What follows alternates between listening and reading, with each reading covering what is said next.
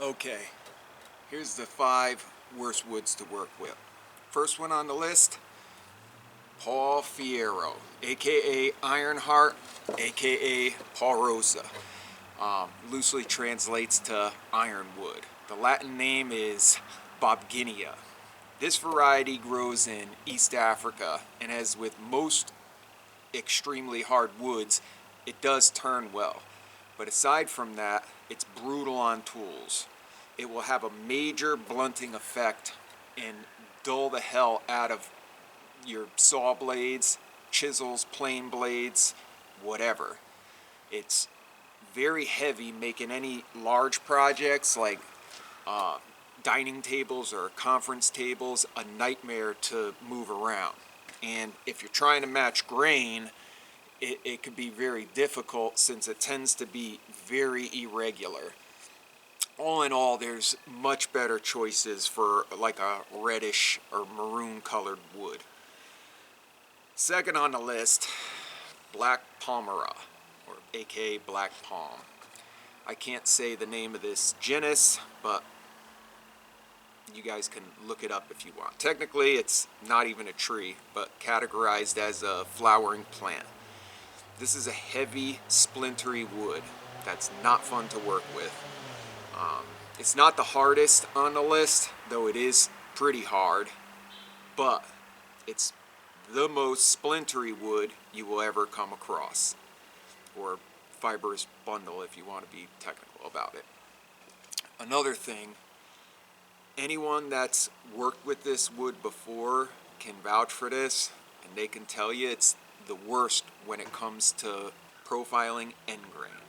It will blow apart and chip regardless of your precautions. This is another wood that's not fun to work with. Number 3 on the list is Camelthorn. Camelthorn grows in South Africa. It's among the hardest woods on the planet, even harder than the ebony species, and that's saying something, because they're pretty hard. They're up there on the list. This wood can be difficult to source and even more difficult to work with. It will have a massive blunting effect on your equipment. The grain is very irregular and it's heavy as hell. I will say it's fairly enjoyable to turn, but that tends to be the case with a lot of hard woods. Twisted, warped, bowed, checks, cracks are all going to be common features in this lumber because it's a real pain to dry. Couple all that with a hefty price tag, and I'm sure you'll most likely agree that it goes towards the bottom of the list. At least it does for me. Alright, number 4 is going to be reclaimed lumber. Reclaimed hits the list because of the amount of time, energy, and effort that goes into breaking down this material. Removing screws, nails, hinges, brackets, whatever.